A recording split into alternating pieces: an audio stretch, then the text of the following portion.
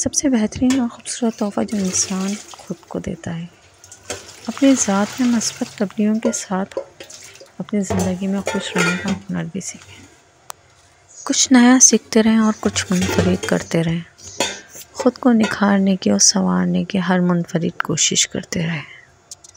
ऐसा करने से लोगों के तल्ख़ रवैये आपके ऊपर असरअंदाज नहीं होंगे। लोगों की बेरुखी और बेहिसी आपका दर्द नहीं बन पाएगी। अपनी एक ऐसी दुनिया बना लें जहाँ बॉस भी खुद और एम्प्लॉय भी खुद, जहाँ सिपाही भी आप, सिपह सलार भी आप, यानी जंगजू, बेहतरीन जंगजू बन जाएं, क्योंकि ज़िंदगी मुसलसल जहाद का नाम है। फिर ये रास्ते भी आपके, ये मंजिलें भी आपकी इंशाअल्लाह। खुद बताएं, क्या आप कभी खुद के हैं? खुद को अहमियत देते हैं? खुद की कदर करते हैं? खुद को तरक्कियाँ दी हैं और अपनी ज़ात का एहतराम करते हैं? अगर हाँ, तो आपको किसी कदरदान की ज़रूरत नहीं है, और अगर नहीं तो आज ही से इस पर अपना काम शुरू कर दें। अपनी कदर कीजिए, फिर ही सारी दुनिया आपकी कदर करेगी। कभी खुद को गले लगाया है, कभी खुद को थपकी दी है, और कभी खुद से लुत्फ़ अंदोज़ हुए हैं? अगर नहीं तो आज ही से खुद को थपकी दें, अपनी हौसला अफजाई करें और अपनी काबिलियत का एतराफ़ करें, मज़ीद इसको पॉलिश करें, इन पर खूब मेहनत करें और अपनी नाकामियों को कामयाबियों के लिए एनर्जी और ईंधन में तब्दील करें। नेगेटिव सोच में अपने वक्त को ज़ाया करने के बजाय इन लम्हात को खूबसूरत माला के अंदर परोते जाएं। ख़ुद को डायमंड समझें और एक मुकम्मल इंसान। ख़ुद में खामियां तलाश करने के चक्कर में अपनी ज़ात को कुचलने की गलती मत करें। ख़ुद को बेहतरीन बनाने की कोशिश ज़रूर करें। ख़ुद को नीचा दिखाने की और नाकारा समझने की बेवकूफ़ी कभी मत करें। बिस्मिल्लाहिर्रहमानिर्रहीम, अस्सलाम वालेकुम रहमतुल्लाहि व बरकातहू। सलाम की रहमतें बरकत सबको नया टाइम आपसे शेयर कर रही हूँ। अच्छा तो ये है अफ्तारी के बाद के माहौल, तो आप देख रहे होंगे कि क्या काम हो रहा है। दूसरी तरफ ये कि खुद ही को कर बुलंद इतना कि हर तकदीर से पहले खुदा बंदे से पूछे, बता तेरी रज़ा क्या है। तो ये खुद ही बड़ा अच्छी लग रही थी मुझे ये ना एक पूरा कॉलम, तो सोचा कि इंट्रो में यही ज़रूर आपसे शेयर करूँगी। तो खुद को मोटिवेट करते रहें। सेल्फ मोटिवेशन जो है ना, वो भी कभी कभी क्या मोस्टली वही ज़्यादा काम आती है। अदरवाइज़ तो ये कि देखकर और सुनकर थोड़ा बहुत हो जाता है, हौसला अफजाई हो जाती है। और बेस्ट सबसे ज़्यादा जो है ना, यकीन माने कि वो कुरान की जो कुछ आयतें ऐसी हैं कि वो वाकई आपके ऊपर फिक्स्ड हो रही होती है, तो उसको ज़रूर अपने साथ रखें और अल्लाह से दुआ करते रहें कि जो भी जिसके साथ जो परेशानी है, अल्लाह ताला सब की परेशानियों को दूर करें।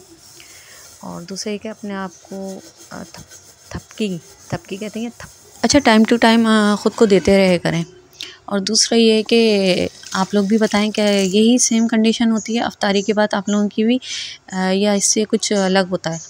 और दूसरा ये कि माशाल्लाह से मेरी बेटी भी ये बर्तन धो लिया करती हैं, लेकिन ये कि उनके धोने में और मेरे धोने में सिर्फ थोड़ा सा फ़र्क ये है कि वो पानी का ज़रा ज़्यादा इस्तेमाल करती है और मैं बड़ा देखभाल कर मुझे करना पड़ता है, क्योंकि पानी का जो मसला है ना, वो आप सबको ही मालूम है, हमारी तरफ कुछ ज़्यादा ही स्पेशल है। तो अब ये है कि मैंने खुद ही अपने ज़िम्मे ले लिया है। और दूसरी तरफ ये था कि इतनी जो काली हो रही थी, तो भाई चूल्हा जो है ना कालक छोड़ रहा है। और दूसरा ये कि जब हम रख कर जाते हैं तो उस वक्त गैस हल्की हो रही होती है, ये भी हो जाता है, इस तरीक़े की भी कहानी होती है। तो इनको काफ़ी मांझा है, जब ही ये निखर के सामने आए तो मेहनत, हर चीज़ मेहनत चाहती है। और फिर इस तरीक़े से बर्तन धो लिए, माशाल्लाह इसमें बड़ी बरकत है। अभी यहाँ से सारा बिल्कुल क्लियर करके चले आएँगे और थोड़ी देर बाद फिर इधर यहाँ पर ऐसा हो जाएगा कि आहिस्ता आहिस्ता रखना शुरू हो जाते हैं। लेकिन वो टाइम के जो है ना मतलब सेव नहीं करती, हाथ के हाथ ही निपटा लो तो वो ज़्यादा बेहतर है। तो आज हम टोटली जो बातें हैं ना, वो सिर्फ़ और सिर्फ बर्तनों पर करेंगे। अच्छा, इसके बारे में ये भी है कि एक इसमें बर्तनों में और कपड़ों में बहुत बरकत हो जाती है। इधर वॉश करके बस वॉशिंग वाला जो काम है ना वो बड़ा ऐसा है। दूसरा ये कि डिश वॉशर मैंने देखा है जो फ़ॉरेन कंट्रीज़ है वहाँ पर किस तरीक़े से वो लोग यूज़ करते होंगे, किसी को कोई आइडिया है? अगर मेरे पास कोई फ़ॉरेन कंट्री से है तो वो मुझे बताएं कि आप लोग किस तरीक़े से करते हैं। बिल्कुल साफ़ क्लियर हो जाते हैं। कुछ समझ में नहीं आ रहा कि ये अभी देखा नहीं है, जब तक देखेंगे नहीं शायद समझ में भी नहीं आएगा, ये भी वजह हो सकती है खैर। लेकिन ये क्या यही हमारी मासूमियत है। तो हमें ऐसा अच्छा लगता है कि हम ख़ुद जो है ना जो प्रेशर पॉइंट्स हैं ना उनका वो ज़्यादा से ज़्यादा यूज़ कर लें, जो हाथों के मसल्स वग़ैरह इन चीज़ों का। इसमें हर चीज़ आपकी ना चल रही होती है, फिंगर्स और ये सब चीज़ें। बड़ा अच्छा काम है अगर ख़ुशी से किया जाए। और इसमें एक है अजर भी है भाई घर के काम करने में, और स्पेशली आप रोज़दार का रोज़ा खुलवा रहे हैं, उसके साथ जितने भी काम अटैच हैं एक नेकी की सूरत में करें ना तो इनके अजर भी मिलते चले जाएंगे। तो नेकी समझ कर भी करें।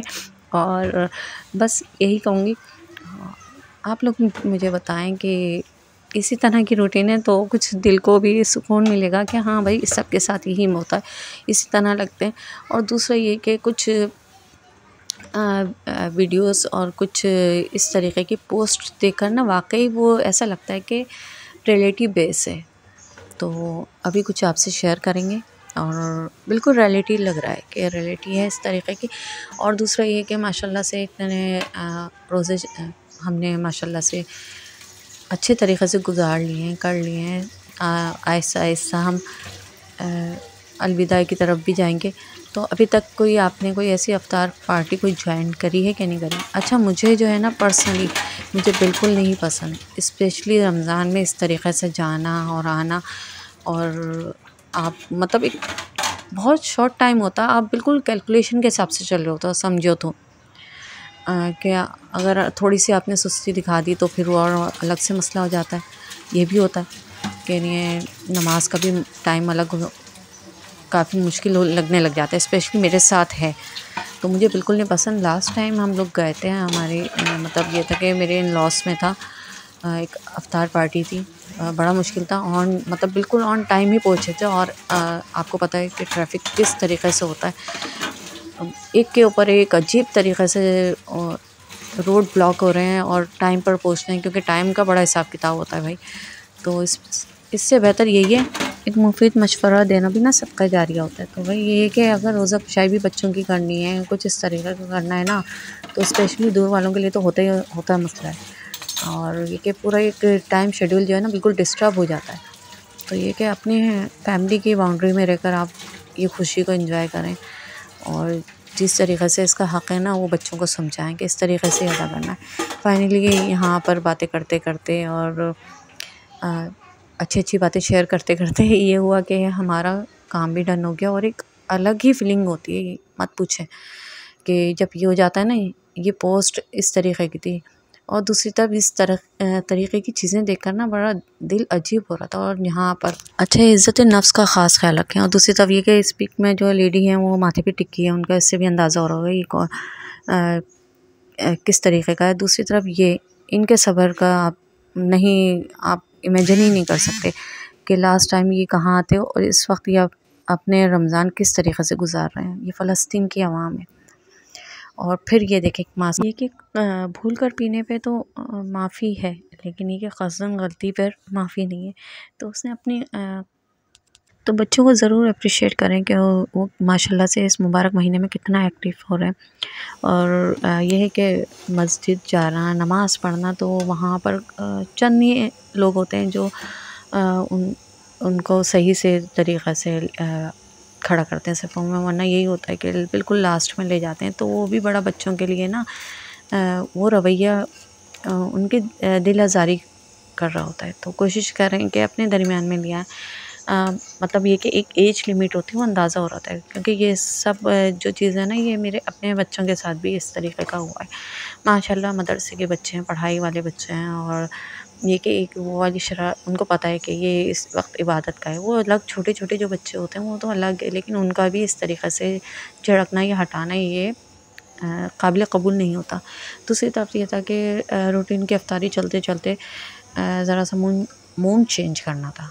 तो हमने आज क्या बनाया, कुछ बचे हुए सालन थे तो जिसमें चिकन का था, तो इसमें आलू ऐड करके मसाले बनाया और फिर इसको बिरयानी वाला लुक टोटली दे दिया। और ये था कि आज हम माशाल्लाह से ना अफ्तारी जो है ना बिरयानी की करेंगे। और इसी तरीके का ये रूटीन चेंज कर रहे थे और मूड चेंज कर रहे थे कि चलो ये भी करते हैं, ये भी खाते हैं। तो इस तरीक़े से मैं करती थी लास्ट टाइम भी, और माशाल्लाह से इस टाइम भी हमने करा। एक दिन आलू के पराठे बना लिए थे। इस तरीक़े से चला रहे हैं कि ये कि बच्चे भी खा लेते हैं तरीक़े से, क्योंकि वो उसके बाद ये होता है बहुत कम टाइम रह जाता है, ईशा का टाइम हो जाता है, फिर दोबारा से खाने का वही रूटीन। तो इस तरीक़े से। और दूसरी तरफ ये मैंने कौरमा बनाया था, और कौरमा है और इसके बारे में बस यही है कि बन गया और माशाल्लाह से लुक भी बड़ा अच्छा था। और ये था कि इतना खाने में नहीं आया, तो वो पकते पकते अब थोड़ा सा ही रह गया है। तो देखें उसको किस तरीक़े से हम यूटिलाइज़ करेंगे। तो बस यहीं तक का था आज का मेरा ब्लॉग। उम्मीद करती हूँ आपको अच्छा लगेगा। अच्छा लगे तो like, subscribe, comments, bell icon को ज़रूर प्रेस करें। खुश रहें, फ्रेश रहें।